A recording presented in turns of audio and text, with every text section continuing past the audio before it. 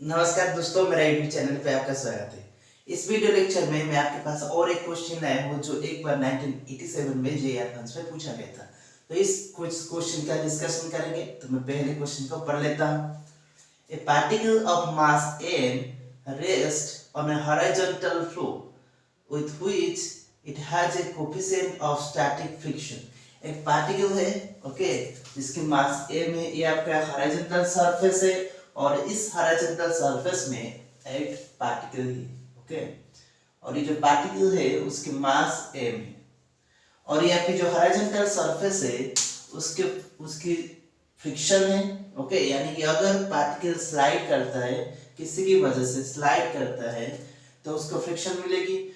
और अगर वो स्लाइड करने की कोशिश कर रहा है परंतु स्लाइड नहीं हो रहा है तभी भी उसको जो फ्रिक्शन मिलेगी वो स्टैटिक फ्रिक्शन मिलेगी, ठीक है।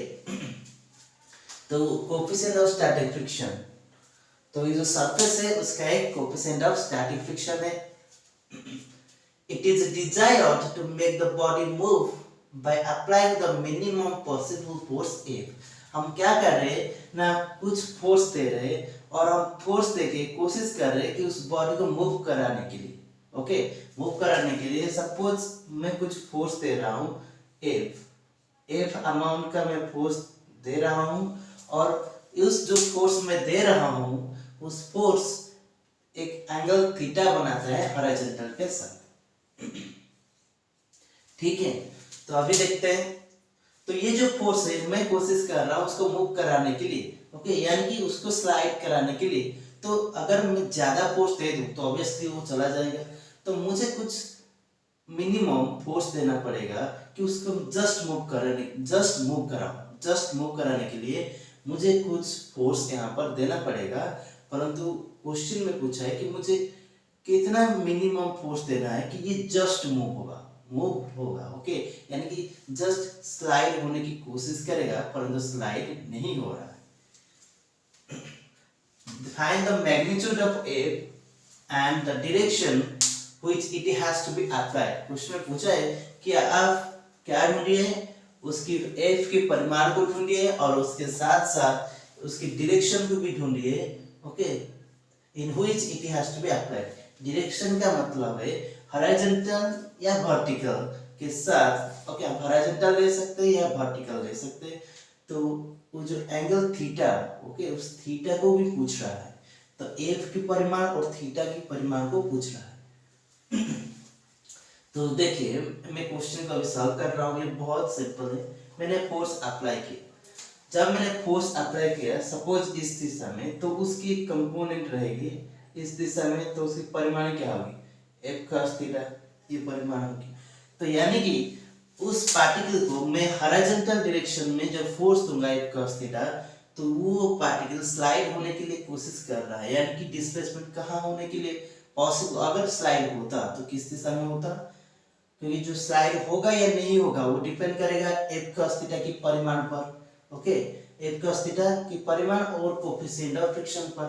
तो वो अगर एफ cos थीटा की परिमाण मिनिमम है, ओके, मिनिमम है, सच दैट वो बॉडी जस्ट स्लाइड करने की कोशिश कर रहा है, तभी तभी तो उसकी जो स्लाइड होने की जो संभावना है, जो पॉसिबिलिटी है, वो इस दिशा में है।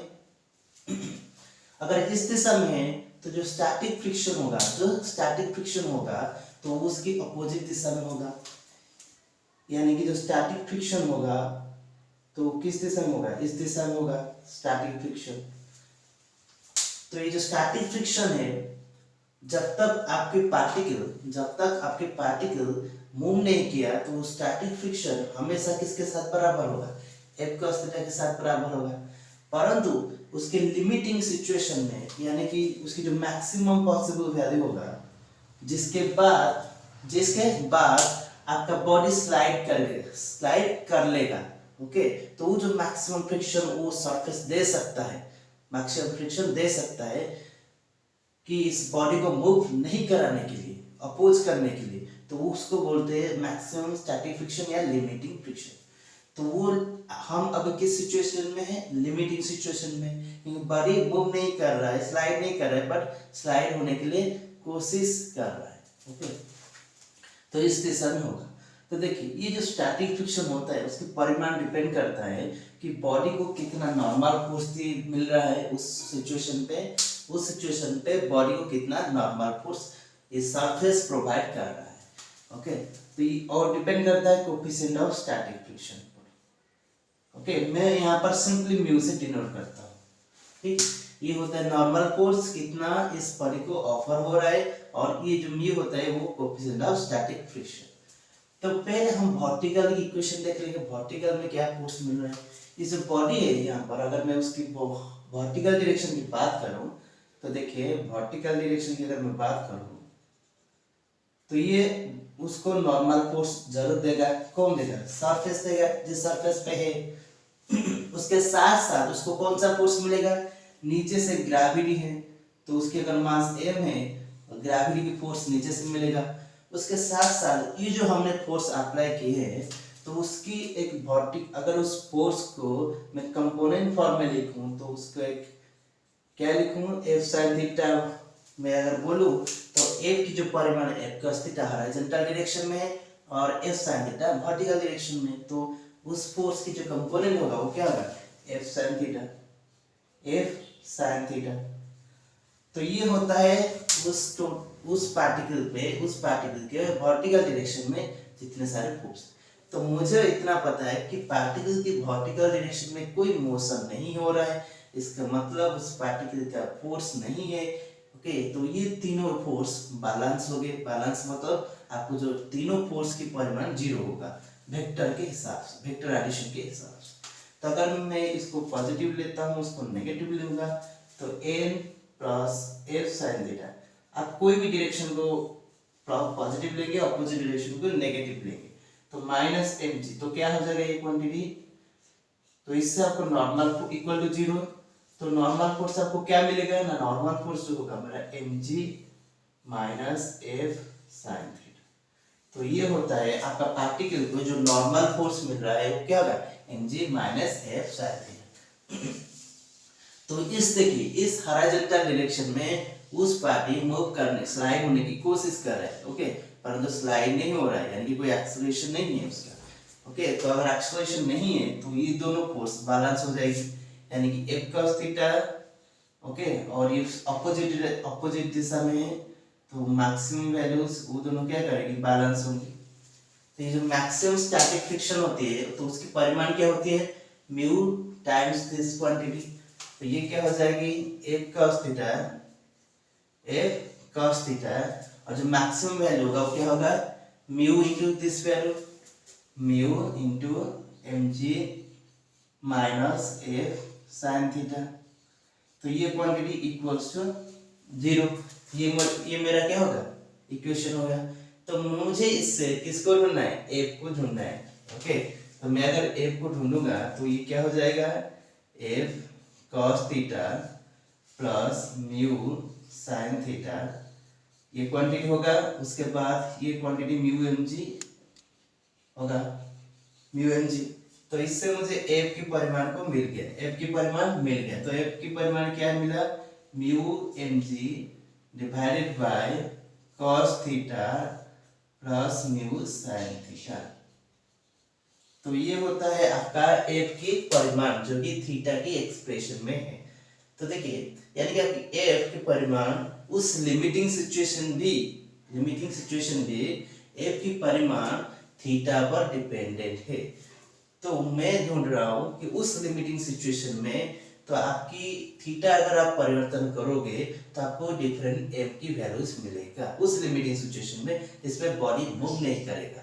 तो उसमें अगर आप थीटा की वैल्यूज यानी कि अगर डिफरेंट डायरेक्शन में आप अप्लाई करते हो तो जो फोर्स है F है, ओके, तो उसकी वैल्यू भी परिवर्तन होगा, परिवर्तन करने को पड़ेगा क्योंकि आप बॉडी को मूव नहीं कराना चाहते हो। ओके, सो जस्ट क्या कराना चाहते हो? उस पॉइंट पे रहेगा और स्लाइड करने के लिए कोशिश करेगा। तो उसमें अगर इसको आप मिनिमम चाहते हो तो ये आपके थीटा का फंक्शन है, तो मिनिमम हो या मैक्सिमम हो उसकी अगर है उस कोई थीटा वैल्यूज पे, सपोज इस कोई थीटा वैल्यू से जो कि 0 to पाई बाय 2 के अंदर आता है, तो कोई थीटा वैल्यूज होगा जिसमें आपका एफ की जो वैल्यूज एक्सट्रीम हो यानी कि इस केस में मिनिमा होगा, तो उस पॉइंट में आपके जो डिफरेंशिएशन होगा df by dt वो जीरो होगा। तो जो df by dt है तो उसकी परिमाण क्या होगी, जीरो होगी। ओके, तो मैं उसकी डिफरेंशिएशन कैलकुलेट करूंगा और उसको जीरो पे पुट कर दूंगा। ये मेरा, तो इसका डिफरेंशिएशन क्या होगी, कांस्टेंट है तो इसका जो डिफरेंशिएशन होगी तो क्या होगी, cos theta plus mu sin theta square हो जाएगी, और ऊपर वाला जो होगा क्या होगा, cos थीटा की derivative plus mu cos theta, sin theta की डेरिवेटिव cos थीटा, और ये उसकी स्क्वायर हो जाएगा, और ये म्यू mg है। तो क्या ये क्वांटिटी क्या होगा हमारा, df by dt, ऐसा df by d थीटा। तो अगर मैं इसको पुट करता हूँ जीरो पे, मुझे उस थीटा की वैल्यूज मिल जाएगी। तो इसकी मीनिंग क्या होती है, न्यूमरेटर हमारा जीरो हो जाएगा, यानी कि sin theta equal to mu cos theta. तो उससे हमको क्या मिलेगा कि जो म्यू की वैल्यूज होगा tan थीटा होगा। तो अगर आपकी tan थीटा यानी कि थीटा की वैल्यूज इस इक्वेशन को सैटिस्फाई करता है, उस थीटा के लिए आपको जो फोर्स मिलेगा वो आपका मिनिमम फोर्स होगा। तो ऑब्वियसली मुझे थीटा की वैल्यूज मिल गई, तो मैं यहाँ पर पुट करूंगा तभी मुझे मिलेगा। तो क्या होगा, देखिए आप ट्रिगोनोमेट्रिक इक्वेशन का इस्तेमाल कर सकते हैं, और आप क्या कर सकते हैं, ट्रिगोनोमेट्रिक या ट्रायंगल रूल के हिसाब से कैलकुलेट कर सकते हैं। तो जो tan थीटा होगा वो म्यू बाई 1 होगा इस इक्वेशन से। तो ये क्या होगा, 1 प्लस म्यू स्क्वायर रूट। तो मुझे अभी क्या मिलेगी, इस इक्वेशन से मुझे क्या मिलेगी, मुझे cos थीटा और sin थीटा ढूंढना है। तो cos थीटा क्या हो जाएगा, इससे 1 बाई 1 प्लस म्यू स्क्वायर, और sin थीटा क्या हो जाएगा इस इक्वेशन से, तो sin थीटा होगा वो mu by 1 plus mu square. तो ये क्वांटिटी होगा। तो अभी मैं इसको इस एक्सप्रेशन में पुट करूंगा, ये दोनों को मैं यहाँ पर पुट करूंगा, तो मुझे मिनिमम फोर्स F की परिमाण मिल जाएगी। और डायरेक्शन भी मुझे मिल ही गया पहले से। ओके, डायरेक्शन क्या होगा, आपकी डायरेक्शन यानी जो थीटा होगा हॉरिजॉन्टल डायरेक्शन में वो क्या होगा, tan इनवर्स म्यू हॉरिजॉन्टल के साथ। और जो परिमाण में ढूंढना है, परिमाण को मैं कैसे ढूंढूंगा, यहाँ पर बस एक्सप्रेशन में पुट करूंगा। तो मुझे कैपिटल F क्या मिलेगा, अगर मैं पुट कर रहा हूँ तो जो मिनिमम फोर्स होगा वो क्या होगा, म्यू mg डिवाइडेड बाय आपकी cos theta plus mu sin theta. cos theta की परिमाण क्या है, 1 plus mu square, okay, plus जो sin थीटा की परिमाण क्या होता है, म्यू इंटू यानी कि म्यू स्क्वायर हो जाएगा, और ये क्या हो जाएगा 1 प्लस म्यू स्क्वायर। अगर मैं इसको कैलकुलेट करूं तो मुझे क्या मिलता है, मुझे ये मिलता है कि mu by 1 plus mu square, okay, mg। तो हमारा जो मिनिमम फोर्स था वो मिनिमम फोर्स की परिमाण इतना हो गया, और उसके साथ साथ आपकी जो थीटा है वो tan इनवर्स म्यू है। तो tan इनवर्स को कभी-कभी arc tan भी लिखा जाता है। तो ये था हमारा क्वेश्चन का solution. Thank you for watching this video.